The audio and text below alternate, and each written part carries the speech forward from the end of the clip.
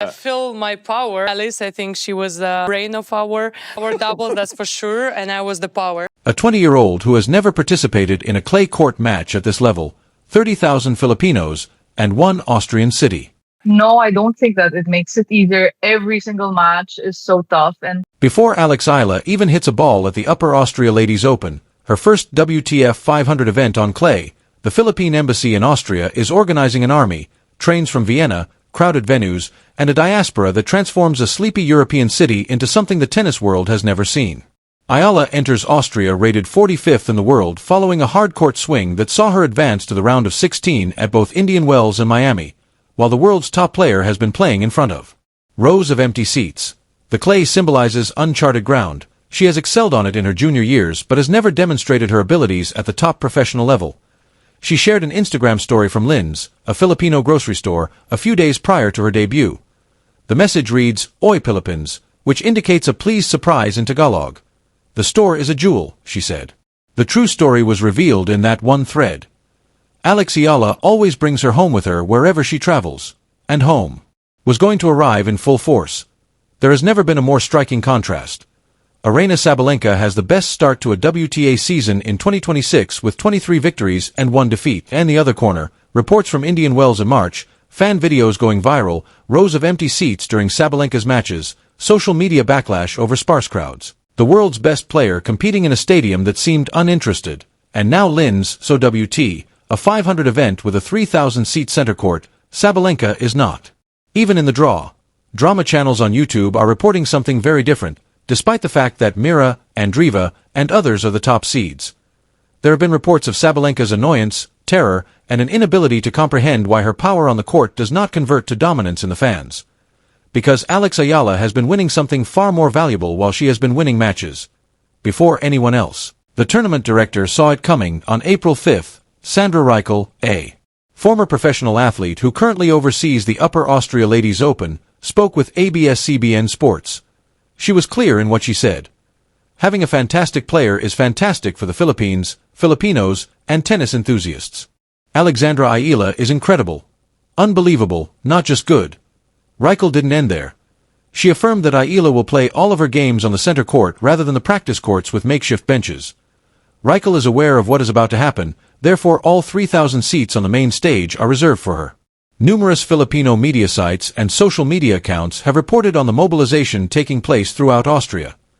The country is home to over 30,000 Filipinos, many of whom are centered in Vienna, which is only a short train journey from Linz. The Philippine Embassy called on supporters to show up and encouraged followers to attend. This is no longer a tennis competition. This is a cultural occasion. Imagine yourself in any other player's shoes during the draw. When you arrive, you anticipate a typical WTA 500 setting, few hundred devoted fans distributed throughout the week, professional and courteous. Rather, you enter a wall of noise with thousands of voices, flags everywhere, and a single name being repeatedly screamed. You do not own that name, either. It is hard to overlook the contrast with Sabalenka's previous experiences as this explosion of identity and pride takes place in Austria. Fan recordings of Indian Wells matches in March showed parts of the stadium almost completely empty, while social media posts criticized the low attendance. Tennis forums spent days analyzing the criticism since it was so severe. Dramatic commentary on certain YouTube channels has gone so far as to say that fans boycotted or showed little interest in the top-ranked players' games because they preferred matches with up-and-coming stars like Eala. The Miami finals reportedly experienced similar problems, according to reports that are widely circulated but not confirmed by major media. The world's greatest player was performing to a half-full room with empty chairs and minimal energy. The fan videos are accurate, but tournament authorities from Indian Wells to Miami have not directly verified these assertions. The contrast is now reversed in Linz. The empty parts were apparent, and the difference seemed genuine. Eala, who is ranked 45 and competing in her first clay event at this level, is the one who draws the center court assignment, motivates cross-country travel, and transforms a sleepy Austrian city into a destination. Long before the tennis establishment did, those who followed Eala's career anticipated this. They saw something that the rankings were unable to quantify. They realized that having the best record had nothing to do with filling seats. It has to do with somebody stands for something greater than themselves.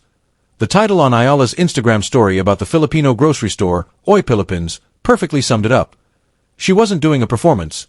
She was being herself, discovering remnants of home in a distant land, and sharing her happiness with those who have supported her thus far. That is what the player does. When they make their accomplishments seem more like a team effort than. The answer is not acclaim, but rather an individual accomplishment, it's devotion. Sandra Reichel has been a professional tennis player for many years. She participated in the tour. She has planned activities. She has witnessed legends, emerging stars, and every type of player enter the tournament gates. The journeyman is working hard to earn rating points. She is not speaking as a casual observer when she describes Alex Eala as unbelievable. She is speaking as someone who is aware of the differences between a phenomenon and a decent player. Eala didn't always have to play center court for Rachel in order to save the main stage for higher seeds. The tournament could have placed her on an outside court for the early rounds. It is customary. The majority of WTA 500 events function in this manner. Rachel, however, came to a different conclusion. She realized that Alex Eala was more than simply another participant in the draw after witnessing the growing fan interest, the Philippine embassy's involvement, and what was going on social media. People are purchasing tickets because of her. The events in Linz point to a problem that the WTA has yet to completely address. For Jaroszets and Hondab, the conventional strategy of promoting the top players, assuming that fan interest follows the rankings, and creating marketing campaigns centered around Grand Slam winners is failing, to the very least. A new force, cultural identification and diaspora pride, is challenging it. Filipino communities may be found in almost every major city on Earth thanks to the power of representation. The Philippines is home to more than 100 million people, with millions more dispersed throughout the Middle East, Europe, North America, and Asia. It is more than simply a game when one of their own enters a tennis court. It is an affirmation of their existence, value, and position in a sport that has traditionally focused on American and European celebrities.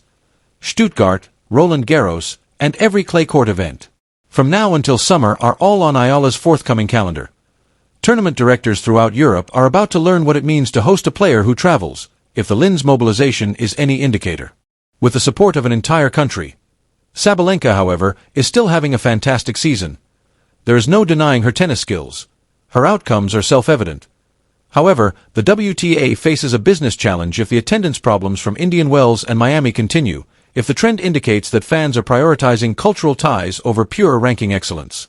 This is because the player who wins the trophy and the player who packs the stadium are no longer guaranteed to be the same person. Eala is not flawless. That was demonstrated by Miami.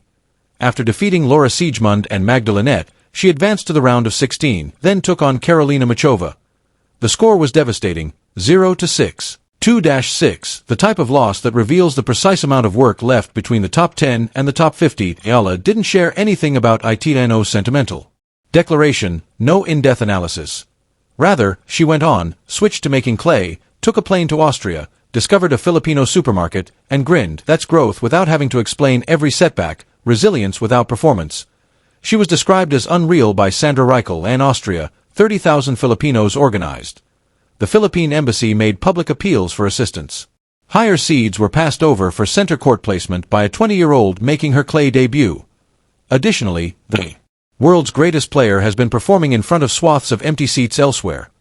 Alex Eala is changing the economics of fan attention in addition to making progress in competitions. She is demonstrating that the People's Champion period is no longer just a theory. It is the current state of affairs. Furthermore, there has never been a greater disparity between ranking dominance and cultural dominance. Not because she broke into the top 10 or won a Grand Slam, but rather because she made herself impossible to ignore by remaining true to herself. The fans who had faith in her before the world caught up are being validated. Eala's fan base, the future of WTA attendance.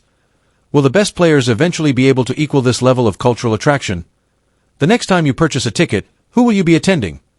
You belong to a community that recognized brilliance before the rankings did. If you have been watching Alex Eala's progress and you anticipated this before the tennis world did, sign up. Since the story is just getting started on the clay courts, what transpires in Roland Garros will make Linz seem like a warm-up. Let us know what you think below. How far does she get at this level in her first actual clay campaign? The believers were correct. Now the entire world is observing.